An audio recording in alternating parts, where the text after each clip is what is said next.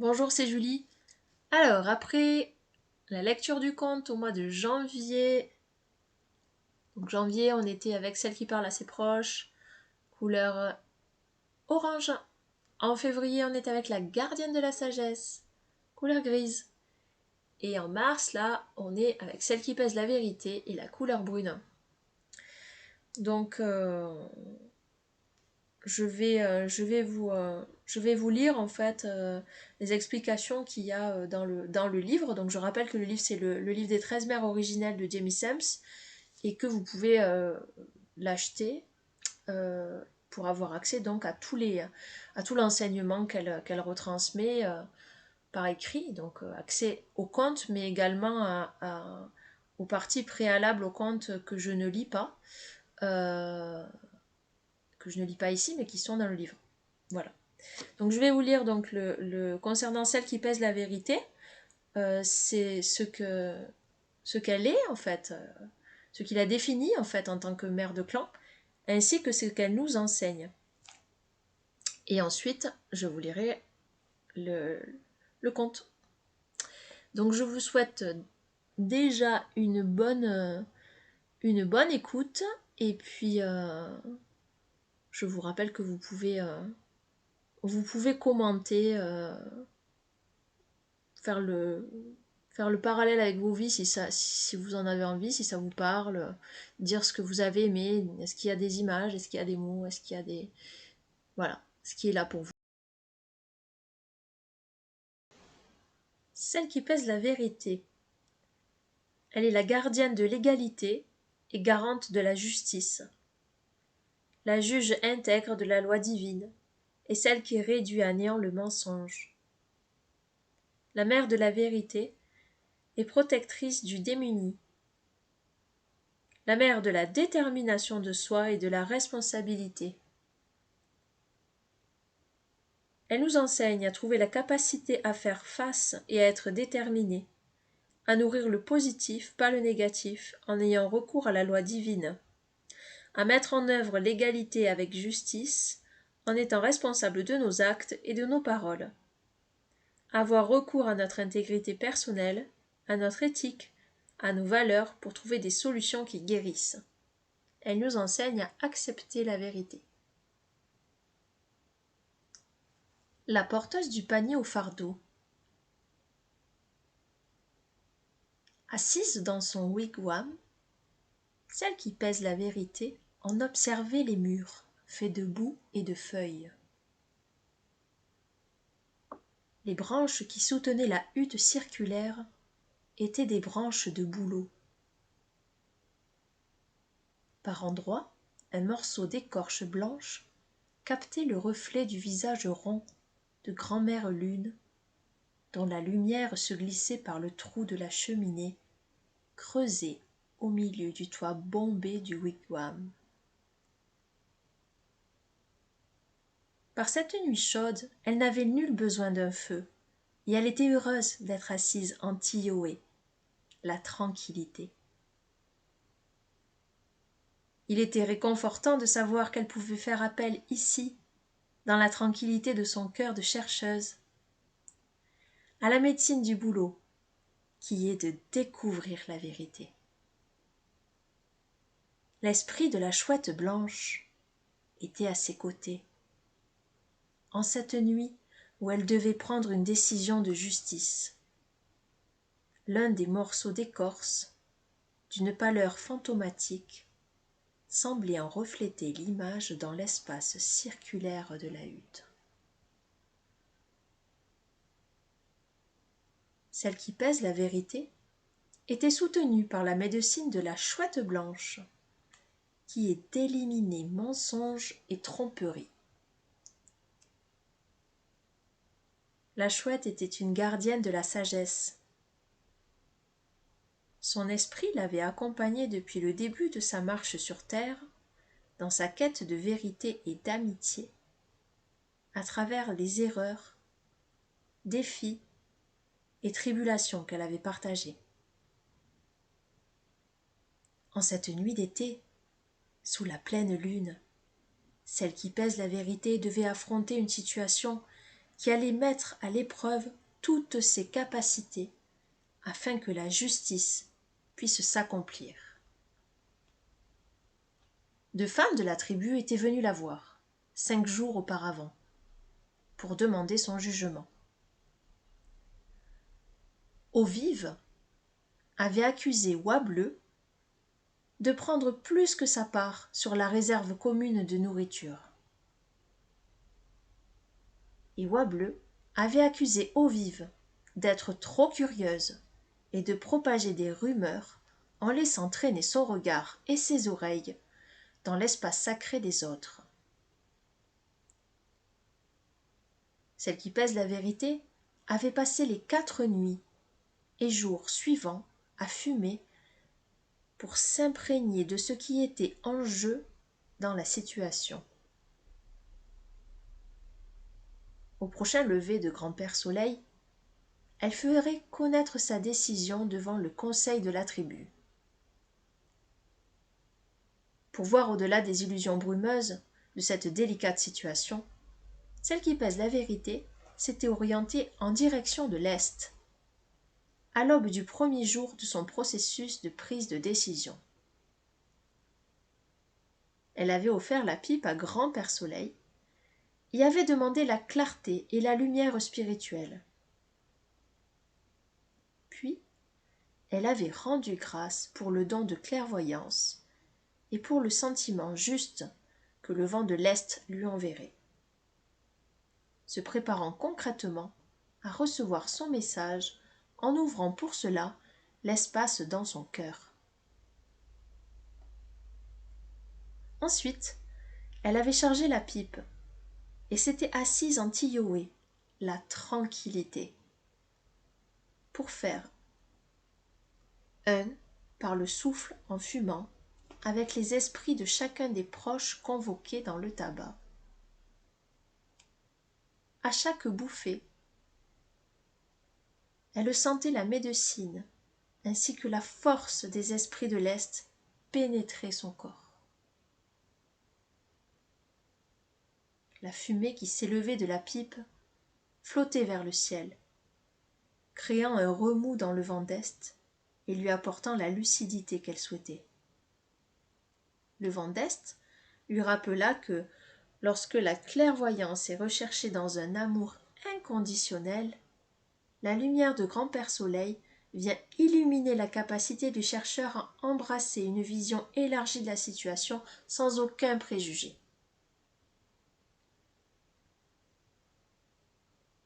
Quand le manteau du ciel de nuit, couleur de fleurs de sauge pourpre, se posa de lui-même sur la nation du ciel en cette première nuit, celle qui pèse la vérité reçut de nouvelles lumières en observant le bol de médecine étoilé.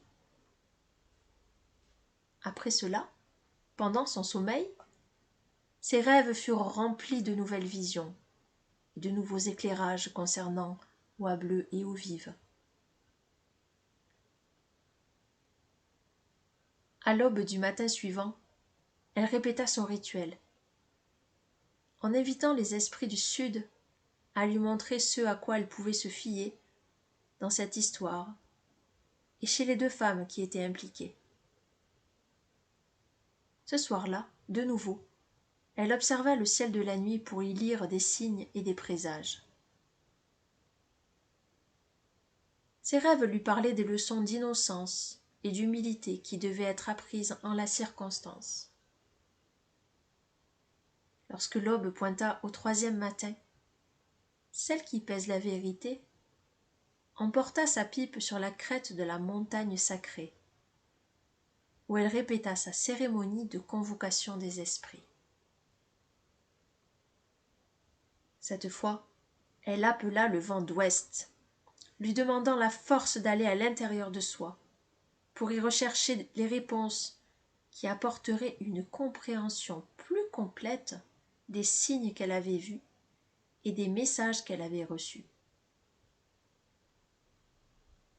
Au vent d'ouest, il fut demandé de lui montrer de quelle façon sa décision allait affecter le futur des 2 femmes et de leur tribu, ainsi que des générations à venir, c'est-à-dire de ceux qui n'étaient pas encore nés.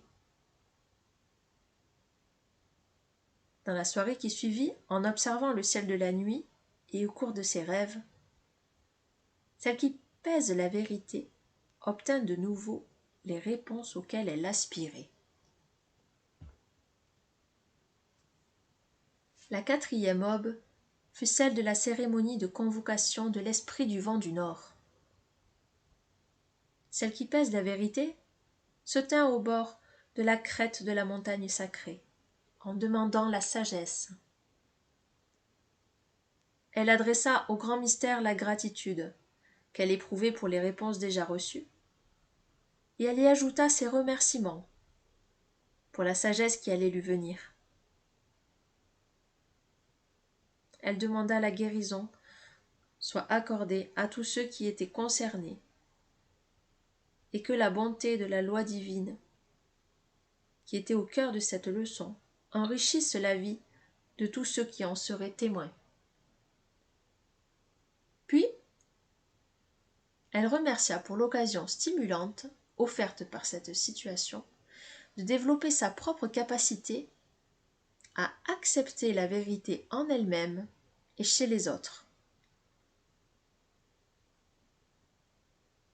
Celle qui pèse la vérité s'assit dans son wigwam pour réfléchir aux signes qu'elle avait relevés ce soir-là dans le bol de médecine étoilée du ciel de la nuit et à tous les messages reçus lors des 4 précédents jours et nuits. Elle fit appel à l'esprit de la chouette blanche, qui avait la garde de la direction d'en haut de son espace sacré, et demanda à cet esprit de se manifester dans la hutte. Puis, elle convoqua la belette, qui gardait la direction d'en bas de son espace sacré. Enfin, elle appela le corbeau, le gardien de la loi divine et protecteur de la direction intérieure de son cœur. Assise dans le calme et regardant la nuit de ses yeux grands ouverts dans l'obscurité, elle attendit.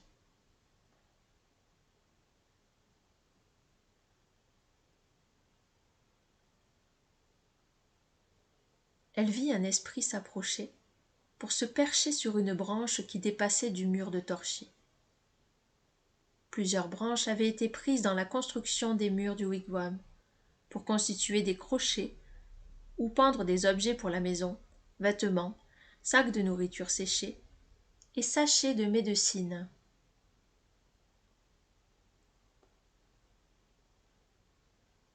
La chouette se choisit une branche libre, ulula un salut et attendit que les autres esprits du totem arrivent. La belette s'installa sur le dessus d'une souche qui servait de table à la mère de clan et salua silencieusement d'un signe de tête. L'esprit du corbeau entra par le conduit de la fumée au sommet du wigwam et vint se percher sur une branche de l'autre côté de la hutte face à la chouette. Il coassa un salut pour signifier que les 4 amis étaient à présent rassemblés et prêts à commencer leur pow. Celle qui pèse la vérité était reconnaissante envers les esprits du totem qui étaient venus l'aider dans sa prise de décision finale concernant Eau-Vive et Oie-Bleue.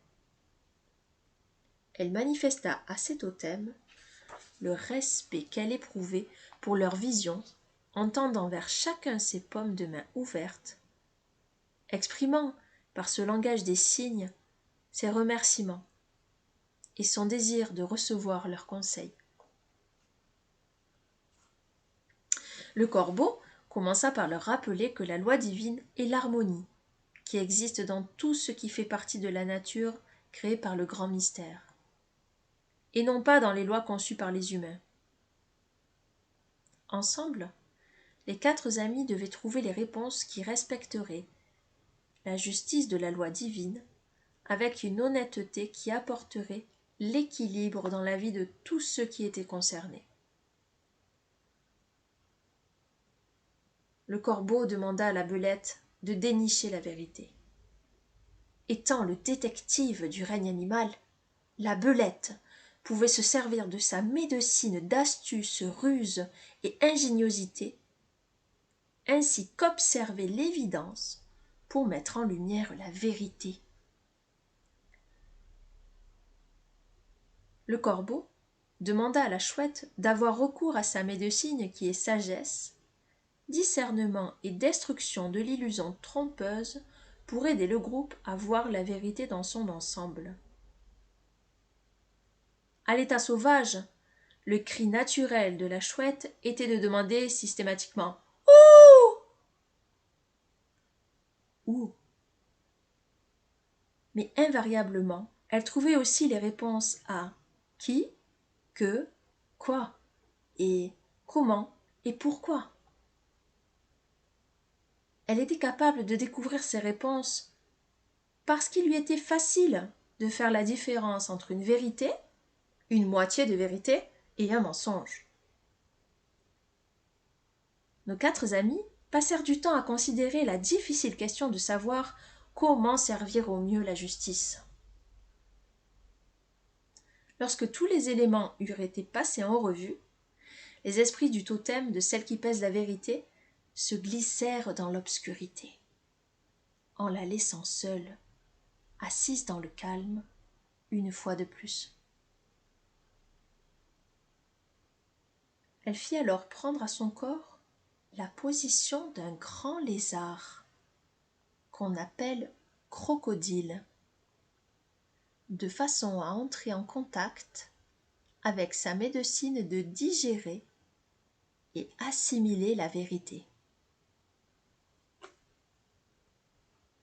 À la façon du grand lézard des rivières, elle prit son repas de pensée en plongeant dans les eaux de ses sentiments personnels et absorba chaque morceau de vérité pour pouvoir intégrer tout ce qu'elle avait appris sur la situation.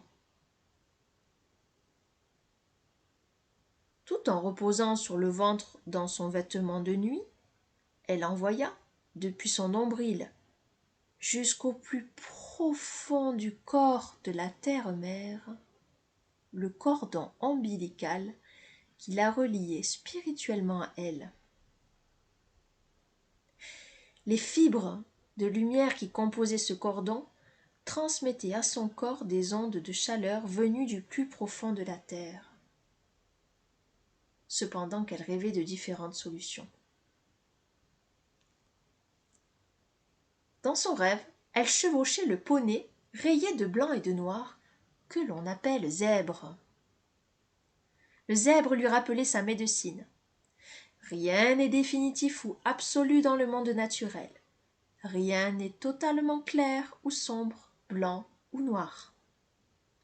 Dans sa chevauchée, elle traversa des plaines d'herbes dorées, balayées par le vent, avec des arbres en forme de gros champignons dont les silhouettes rondes se découpaient sur l'horizon. Elle chevaucha de plus en plus vite à travers le paysage de son rêve, jusqu'à ce que les rayures du corps du zèbre s'estompent en un volume de lumière brillante qui fusionna avec sa propre chevelure, flottant librement au vent, et avec son corps, devenu ainsi le prolongement vivant de son compagnon lancé au galop. Soudain, le paysage changea, et ils se retrouvèrent tous deux dans un autre décor. Le zèbre fit halte devant une grotte envahie de fougères, où une eau claire, pure, se précipitait depuis une saillie rocheuse dans un bassin limpide en dessous. Celle qui pèse la vérité descendit de sa monture pour écouter la chute d'eau. La grotte était parsemée de minuscules fleurs bleues et de castillejas orangées.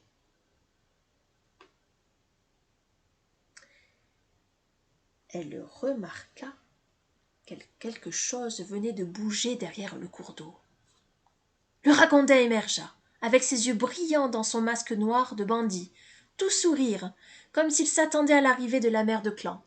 « Salut, mère! Cela fait bien longtemps que nous nous étions pas retrouvés, les yeux dans les yeux. Je vois que tu as pas mal voyagé, dit le ragondin. Celle qui pèse la vérité ressentit au fond de son ventre la chaleur de salutation du ragondin.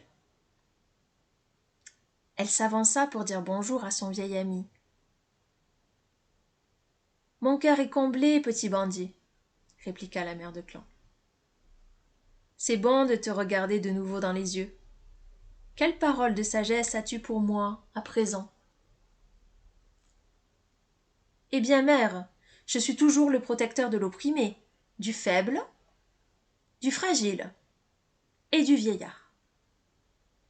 Ma médecine devient chaque jour plus puissante, cependant que l'avidité et les inégalités ne cessent de dominer les cœurs de la tribu humaine.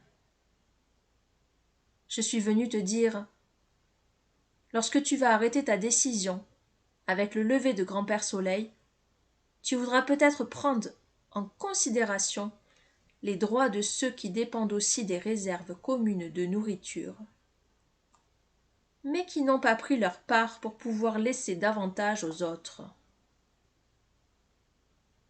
Ces membres de ta tribu ont pourtant planté, ramassé, entassé, autant que les autres, mais, dans leur docilité et leur humilité, ils ont choisi de venir en aide à ceux qui sont dans le besoin, en prenant moins que ce à quoi ils ont droit.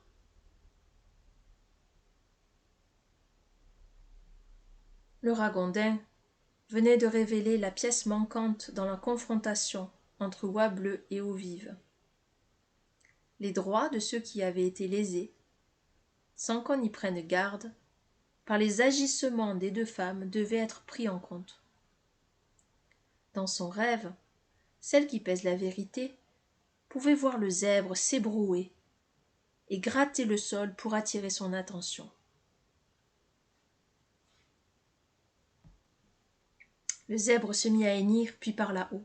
« Rien n'est jamais noir ou blanc, n'est-ce pas, mère ?» Le rêve s'évanouit,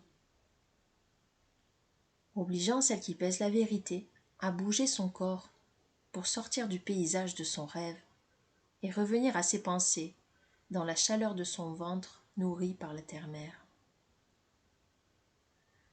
À tous les sentiments expérimentés pendant les 4 jours et nuits précédents se mêlait, dans les fibres de lumière du cordon ombilical, la sagesse recueillie auprès des esprits de son totem, ainsi que les souvenirs ramenés de son rêve. Tout ensemble, sentiments, impressions, faits et sagesse, tourbillonnaient à l'intérieur du ventre de la mère de clan, ce qui constituait une bonne dose d'informations à digérer avant le lever du grand-père Soleil.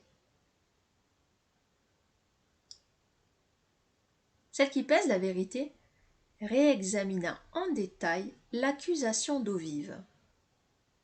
Eau Vive avait dit que Oie Bleue avait pris plus que sa part sur la nourriture qui avait été plantée, cultivée, récoltée et mise en réserve par tous les membres de la tribu.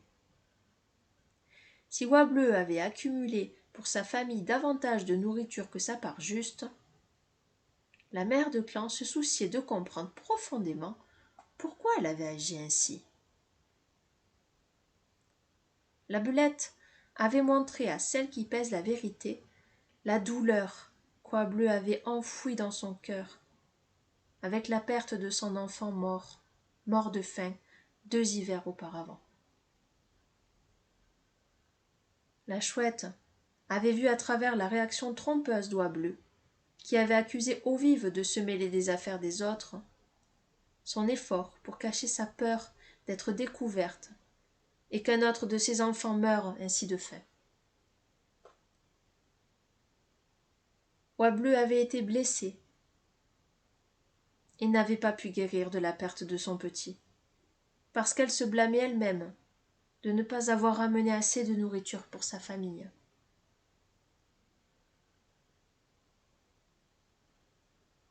Pour Eau-Vive, c'était une autre histoire.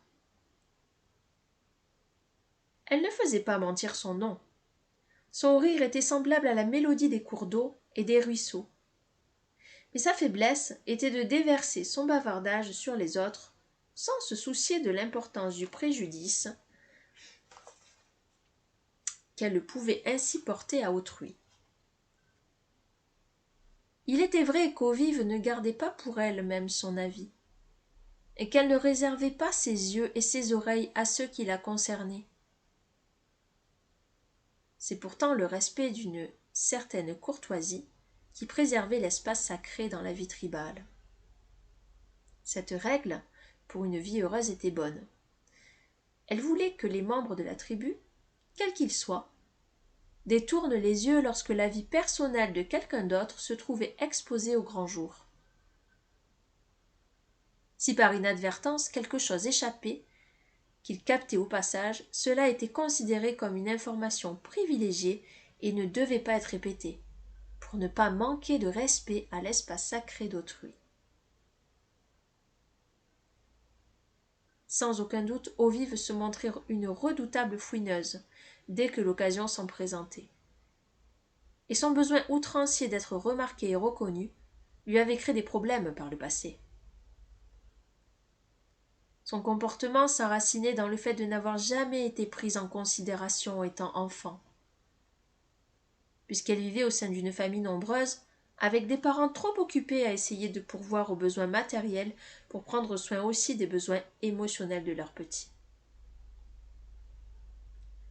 Pendant son enfance, Eau-Vive avait développé un caractère de rapporteuse, en découvrant qu'elle pouvait attirer l'attention sur elle si elle adoptait elle-même une attitude stricte et indignée lorsqu'elle signalait les mauvaises actions des autres. Mais la sorte d'attention qu'Eau-Vive reçut en retour fut qu'on se méfiât d'elle et qu'on l'évitât. Dans sa propre confusion à savoir si oui ou non elle se faisait remarquer, Eau-Vive s'était effectivement coupée elle-même de véritables relations d'amitié. Oie-Bleu agissait à partir d'anciennes douleurs et d'anciennes peurs. Eau-Vive agissait à partir de ses blessures et de son besoin d'être aimée et reconnue. Chacune était assise d'un côté du grand miroir fumant, projetant ce qu'elle supposait être la vérité dans le brouillard des illusions. Un brouillard qui pouvait déconcerter même l'observateur le plus averti. Celle qui pèse la vérité prit son content de nourriture par le cordon ombilical qui la reliait spirituellement depuis son nombril, au plus profond du corps de la terre-mère. Il lâcha prise sur le problème en dormant jusqu'à l'aube. Juste avant midi, elle changea de vêtements et revêtut sa tenue d'apparat. La peau de biche, dans laquelle ses atours étaient confectionnés, avait été tannée, puis travaillée au charbon et à la cire pour donner les pièces avec lesquelles elle avait réalisé sa robe, ses pantalons et ses mocassins. La mère de clan fouilla au fond de l'étagère entorchie de son wigwam pour en ramener un sac spécial. Avec précaution, elle déballa le masque de corbeau qu'elle avait sculpté il y a bien longtemps et le regarda en face. Les plumes noires avaient été fixées sur le masque par une colle qu'elle avait fabriquée en taillant et en faisant bouillir des pattes de bison. Elle avait passé 2 lunes à créer le masque, et elle était heureuse du résultat, aujourd'hui encore après tant d'hivers. Le bec était jaune, symbole de la loi divine, dispensée à tous dans l'amour inconditionnel, semblable à la couleur jaune de Grand-Père Soleil. Les yeux étaient rouges, représentant la foi que possède le gardien de la loi divine, qui sait qu'accepter la vérité est un acte d'humilité.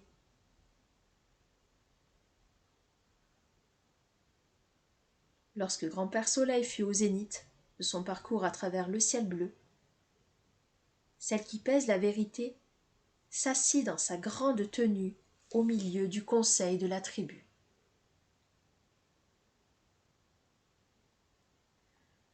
Eau-Vive et Oie-Bleue s'assirent en face d'elle, entourés des aînés qui formaient les gardiens de la sagesse de la tribu. Au-delà du cercle se trouvaient tous les autres membres de la tribu, attendant silencieusement que la procédure commence.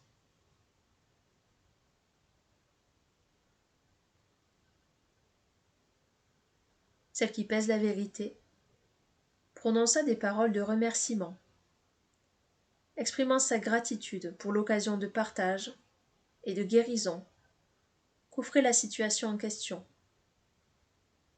Puis, on fit brûler des herbes douces pour que leur fumée nettoie toute amertume ou négativité que le groupe pourrait éprouver envers les 2 femmes qui réclamaient justice. Celle qui pèse la vérité commença ainsi. Je suis arrivée à une décision dans cette affaire. Après les 4 jours et nuits voulus par la loi de la tribu pour accomplir correctement ma tâche, j'ai consulté les esprits du totem, le bol de médecine étoilé du ciel de la nuit, les 4 vents de changement, les ancêtres, les 4 chefs de clan de l'air, de la terre, de l'eau et du feu, et Sueño, le grand mystère. J'ai été nourrie par la terre-mère et bénie par le ciel-père. J'ai vu les cœurs de ces 2 femmes et découvert la solution nécessaire pour amener la guérison et l'harmonie dans notre tribu. Oie-Bleue a pris davantage que sa part dans notre réserve de nourriture, parce qu'elle avait peur de perdre notre enfant à cause de la famine. Elle porte intérieurement le blâme d'une mère qui s'est sentie impuissante quand la mort lui a pris son petit.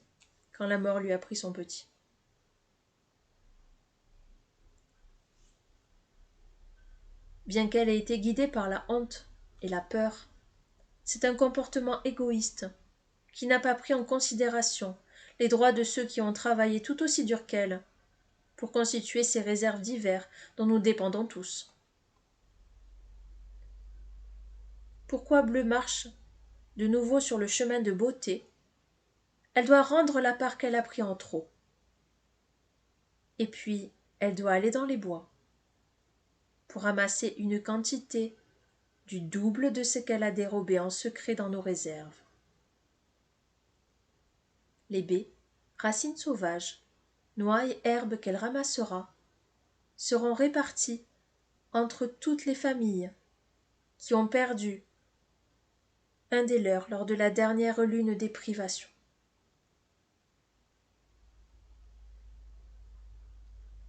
Lorsqu'elle aura accompli cette tâche, Oie-Bleue prendra soin des différents enfants qui ont perdu leurs parents dans la famine. À chaque cycle lunaire, elle devra traiter comme son propre enfant chacun de ceux dont elle s'occupera.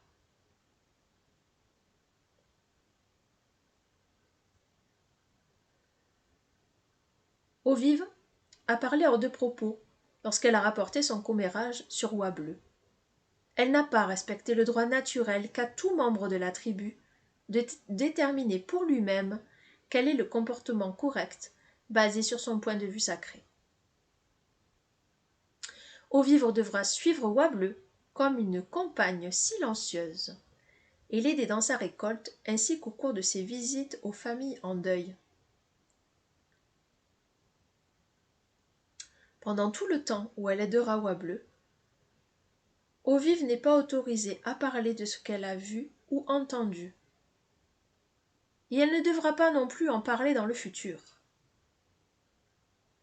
Pendant les 13 prochaines lunes, Eau-Vive ne parlera pas du tout. Elle écoutera. Elle aidera la femme médecine et moi-même pendant les séances de soins et de conseils, mais il lui est interdit de parler de ce qu'elle voit ou entend, et elle ne devra pas non plus en parler dans le futur. Les 2 femmes devront se présenter à nouveau devant ce conseil dans 13 lunes. Danaoe. Ainsi était décidé.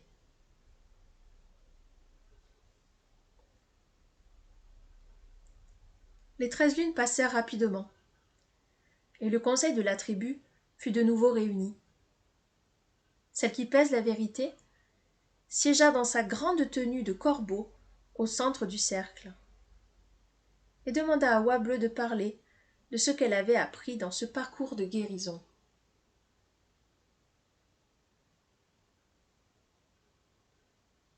J'ai appris que tous les membres de cette tribu ont souffert de pertes, mère. J'ai partagé mon deuil et les leurs. J'en suis venue à réaliser que nous travaillons ensemble, pour une bonne raison. Unité, partage, et soin les uns aux autres est la force qui nous lie ensemble comme un seul corps. J'ai abandonné ma peur de la précarité, et j'ai découvert la foi qui m'avait fait défaut. Je n'ai plus peur de me retrouver seule. Si mon enfant meurt et part pour le monde de l'esprit, j'ai fait la paix avec moi-même. Il ne porte plus en moi le blâme ou la honte qui obscurcissait ma compréhension. J'ai élargi ma famille au-delà des frontières de la parenté de sang, et j'ai aimé chacun des enfants qui avaient besoin de moi.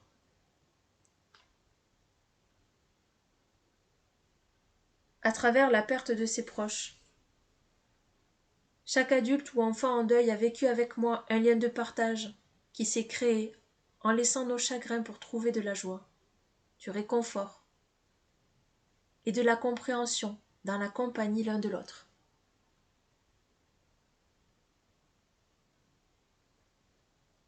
Celle qui pèse la vérité remercia Oie Bleue et demanda à Eau-Vive de parler des leçons qu'elle avait apprises pendant les 13 dernières lunes. Eau-Vive n'avait pas parlé depuis la dernière fois où elle avait comparu devant le conseil de la tribu, et son malaise était visible. Elle s'efforça en vain de faire sortir un mot rauque de sa gorge.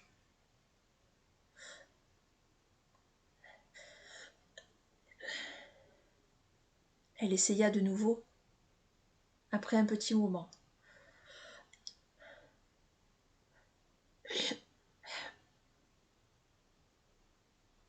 Et retrouva enfin sa voix.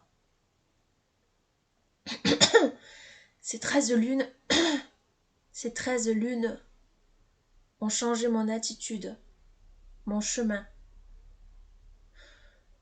ma compréhension et mon sens de soi. Je veux t'exprimer ma gratitude, mère. En écoutant les histoires des autres, j'ai vu et entendu l'histoire de mon propre cheminement. depuis la blessure jusqu'à la guérison. J'ai appris la gentillesse et la compassion pour moi-même en faisant attention aux autres et en prenant soin d'eux. Oh, je comprends la folie de mon besoin d'avant d'être reconnue comme une personne de valeur. Je me sentais sans valeur, parce que je n'avais jamais vu mon propre potentiel, ni mes talents. Je n'avais l'expérience que de la voix qui critiquait dans ma tête et qui disait que je ne serais jamais assez bien. Et parce que je ne croyais que je ne valais pas la peine d'être aimée, j'ai blessé les autres en soutenant qu'ils devaient suivre un chemin fait des mêmes règles dures que celles que je m'étais imposées à moi-même. J'ai appris la compassion d'oie bleue et de ceux qui ont partagé les peines de leur cœur. J'ai appris à dépasser le ressentiment que j'éprouvais à cause du jugement que tu as prononcé il y a 13 lunes. J'ai été privilégiée de pouvoir être associée à l'art de soigner de la femme médecine et de bénéficier de ta bienveillance, de ton bon sens, de ta capacité à donner des conseils et de ta sagesse compassionnée. Pour tous ces dons et pour la guérison de mon cœur, je suis profondément reconnaissante.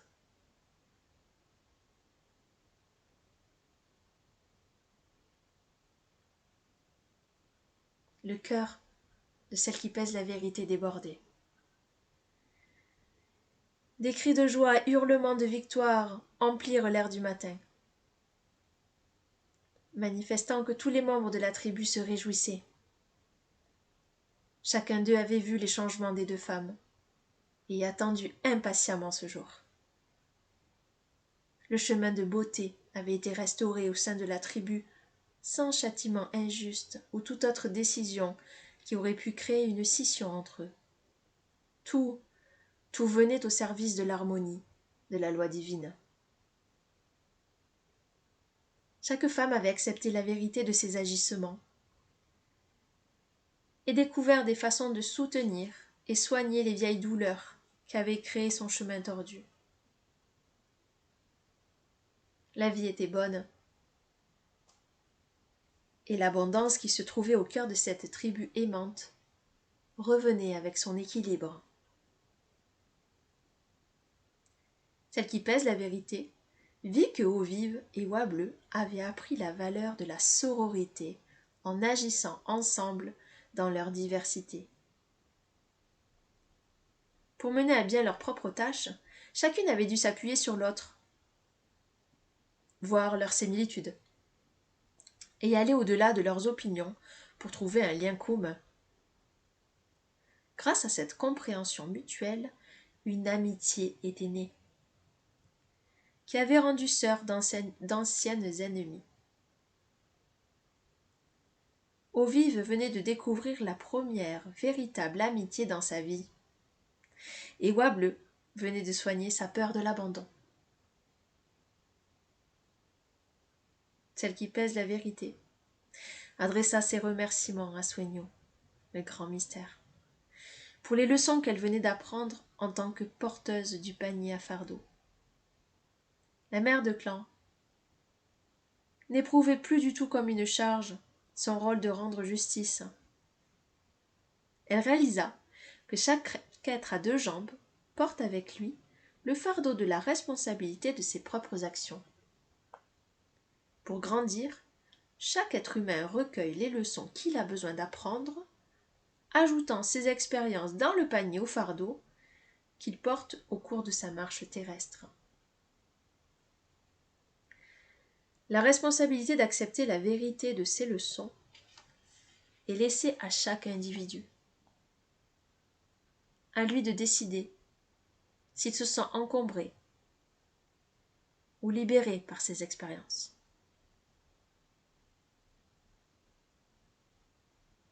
À partir de ce jour, celle qui pèse la vérité allait se souvenir pour toujours qu'au corbeau appartient le coassement qui chevauche les vents en direction de toutes les nations.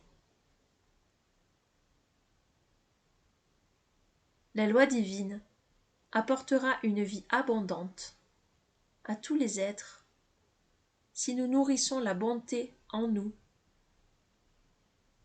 et n'alimentons pas l'ombre par nos chagrins passés. C'est seulement ainsi que l'humanité acceptera la vérité, comprenant que le grand mystère a créé les êtres à deux jambes pour cheminer dans la beauté en tant que porteurs vivants de l'amour.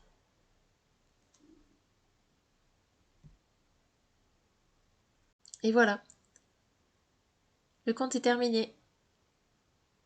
Je vous retrouve tout bientôt avec la lecture du texte sur la lumière et la couleur brune, en lien avec celle qui pèse la vérité, sur un autre podcast. Vous avez également tous les podcasts que Claire-Lise va faire ensuite. Et je vous rappelle que du coup, vous avez déjà ceux de janvier et de février. Et pour ceux qui n'auraient pas tout regardé, il est toujours temps d'écouter et de regarder les podcasts aussi.